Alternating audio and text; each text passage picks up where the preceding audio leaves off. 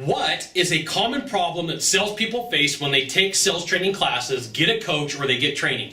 I'm Sylvan Bell. I'm coming to you live from Sacramento, California on a perfect day to talk about sales and a perfect day to talk about how salespeople screw up. Now, there is a whole process in sales of holding people accountable, and you got to understand a sales trainer's job or a sales manager's job is to hold you accountable for what you're going to say and what you're going to do. That's what they're paid to do.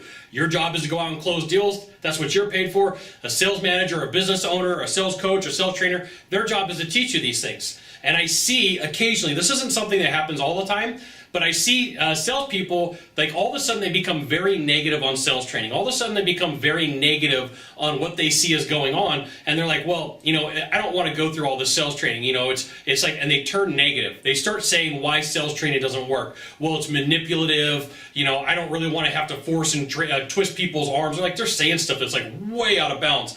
But they've pushed it too far because they've hit their comfort zone. They've hit their rope, or they're just not capable of selling.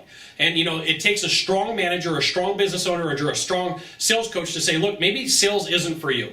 So if this is you and you want to blame the sales coaching, the sales training, or the sales process, maybe you should look and say, hey, is sales really for me? Is this something that I should be doing? Is this something that I really can stick with for long term? Or is it something that I did because I heard I could make a lot of money? Okay, so salespeople will turn at the drop of a hat or on a dime, and they will blame sales training for all their faults because they didn't implement or they don't have the skills or the capability to implement.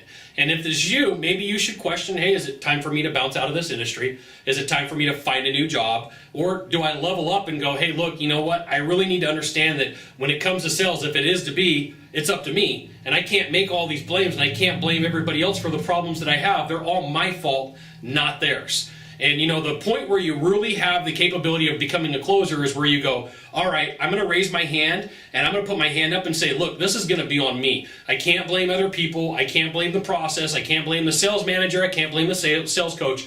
The only person that I have to blame, whether I close or don't close, whether I make the sale or don't make the sale, is me. Okay? So I see this occasionally. I'm not going to say that I see that it happens a lot, but salespeople, when they're struggling, tend to want to blame everything else except for themselves. They want to say it's that fault, that fault, that fault, that fault, that fault, but guess what? It's not mine. Or you can't hold me accountable for this, this, and this, but you can only hold me accountable for this. See, it makes no sense. It's really weird, it's unusual, it's clunky, and it doesn't work. There you go. Now, if you could do a small favor for me in the box down below, leave a comment, question, or story, that'd be fantastic. To the right, to the left, there is a subscribe button. You know what you got to do. You got to subscribe. And then last off, you can send it out to all your friends via StumbleUpon, Facebook, Twitter, Google+, why not even LinkedIn. Sylvan Bell. We'll see you soon. Thanks for watching. Aloha.